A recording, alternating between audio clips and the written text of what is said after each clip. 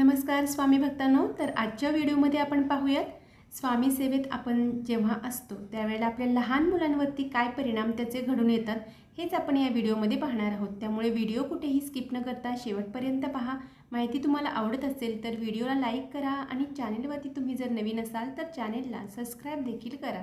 तर स्वामी भक्तांनो, आपलं आयुष्य स्वामी सेवेमुळे बदलतं हे आपल्याला माहीतच आहे, परंतु आपल्या घरातील लहान मुलांच्यावरती किंवा आपली मोठी मुले असतील त्यांच्यावरती काय परिणाम होतात, तर आपल्या मुलांमध्ये सुद्धा काहीतरी बदल अनुभवायला मिळतात।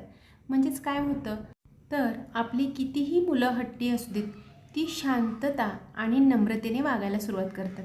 आपण हे अनुभवलंही असेल, कितीतरी लोकांचे कितीतरी स्वामी भक्तांच्या मुलांविषयी या गोष्टी घडताना आपल्याला दिसतात। माझं स्वतःचं उदाहरण मी सांगते।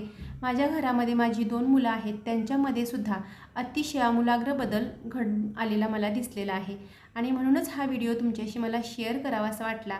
कारण या अगोदर मुलं चिडचिडी, हट्टी आणि एकमेकांशी जुळवून न घेणारी होती, पण जेव्हा मी स्वामी सेवा करायला लागले, स्वामींच्या प्रत्येक सेवा माझी मुलगी बघते आणि माझा मुलगासुद्धा बघतो, पण माझी मुलगी जसं मी करते तसं त्या पद्धतीने करण्याचा प्रयत्न करते।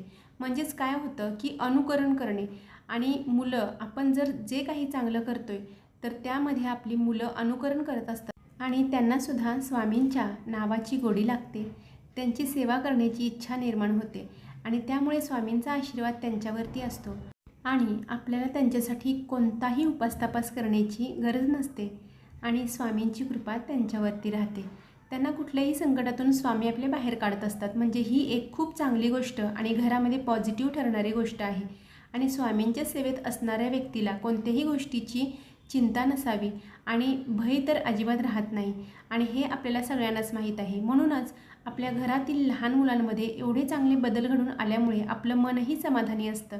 तर तुमच्या घरामध्ये सुद्धा तुमची लहान मुलं असतील तर नक्कीच आपल्या मुलांना स्वामी सेवेत आणण्यासाठी प्रयत्न करा। आपण जे काही करतोय ते त्यांना समजावून सांगा, म्हणजे ते सुद्धा स्वामी सेवेची गोडी लावतील आणि स्वामींच्या नामाचा जप करतील आणि स्वामी त्यांच्या प्रत्येक इच्छा पूर्ण करतील। तर ही होती छोटीशी माहिती तुम्हाला आवडली असेल तर व्हिडिओला लाईक करा। चॅनलवरती तुम्ही जर नवीन असाल तर चॅनलला सबस्क्राईब करा। तोपर्यंत सर्वांना श्री स्वामी समर्थ।